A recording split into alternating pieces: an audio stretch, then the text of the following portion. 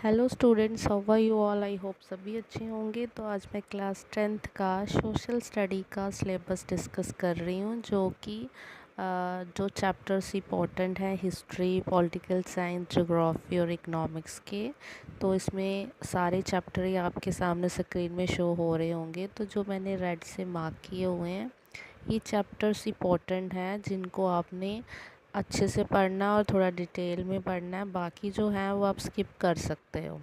यानी कि अगर आपके पास आपने लास्ट में स्टार्टिंग में नहीं पढ़ा है या कुछ रीज़न से, तो अभी एंडिंग में आपके पास टाइम कम है, तो विद इन 2 या 3 मंथ में अगर आप प्रिपेयर करना चाहते हो, तो ये जो इम्पोर्टेंट चैप्टर्स मैंने मार्क किए हैं ये अच्छे से कर लेने हैं। इसी में से आपके क्वेश्चंस निकल जाते हैं। So let's start. तो मैं आपको चैप्टर थोड़ा डिस्कस कर देती हूँ ताकि आप थोड़ा प्रिपेयर कर लो अच्छे से एग्ज़ाम के लिए, जो कि आपके मार्च में होंगे। सो फर्स्ट ऑफ़ ऑल हम हिस्ट्री की बात करते हैं। तो हिस्ट्री में आपके बहुत सारे चैप्टर्स हैं, लेकिन आपको nationalism in India and the rise of nationalism in Europe ये अच्छे से करना है, क्योंकि फ़र्स्ट चैप्टर में आपको नेशनलिज़्म यूरोप में कैसे राइज़ हुआ था और दूसरा नेशनलिज़्म इंडिया में कैसे हुआ था। तो यूरोप का और इंडिया का दोनों के रिलेटेड क्वेश्चन आते हैं।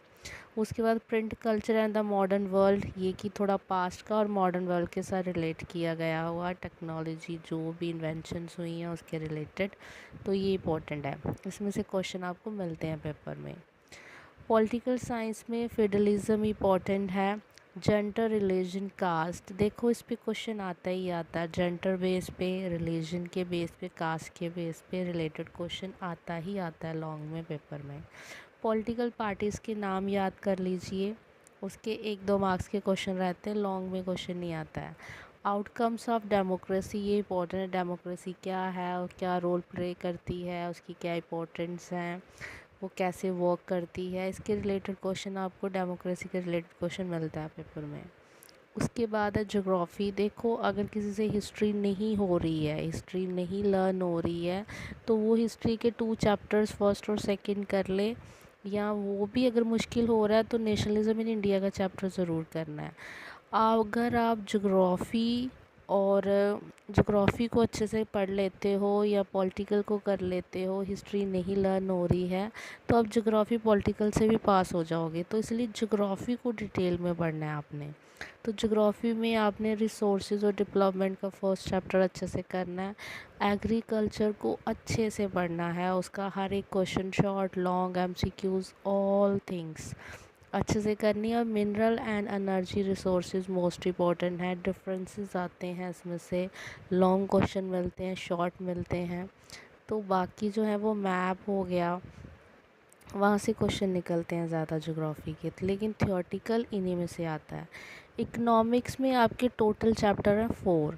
तो अगर कोई बच्चा ज़्यादा अच्छे से पढ़ सकता है वो तो 4 करेगा, 4 नहीं अगर 3 करते हो तो इकोनॉमिक्स के सारे क्वेश्चन अटैम्प्ट हो जाएंगे। अगर 3 चैप्टर पढ़ के जा रहे हो, अगर 3 नहीं होते हैं तो 2 आपको अच्छे से करने हैं। कौन सा? एक आपने करना है कि डेवलपमेंट, उसके बाद सेक्टर 3 है, बस 3 सेक्टर्स के बारे में पढ़ लेना जो चैप्टर सेकंड है। उसके बाद है ग्लोबलाइजेशन एंड इंडियन इकोनॉमी, ये मोस्ट इम्पॉर्टेंट है। ग्लोबलाइजेशन के रिलेटेड क्वेश्चन आपको मिलता है पेपर फाइनल में। तो ये ओवरऑल आपको एक ओवरव्यू था कि आपको क्या क्या पढ़ना है, कौन से चैप्टर प्रिपेयर करने हैं। तो अगर आपको मेरा वीडियो अच्छा लगा तो मुझे कमेंट कीजिएगा कि आपको इसके रिलेटेड और वीडियोस चाहिए, फिर मैं उस चैप्टर के या उस सिलेबस के रिलेटेड वीडियो अपलोड कर दूँगी। So that's all. Please subscribe and share my channels and thank you so much मेरी वीडियो को देखने के लिए। और आप तैयारी कर दो अच्छे से, अभी से स्टार्ट कर दो ताकि आपके फाइनल में अच्छा स्कोर हो जाए। Thank you so much.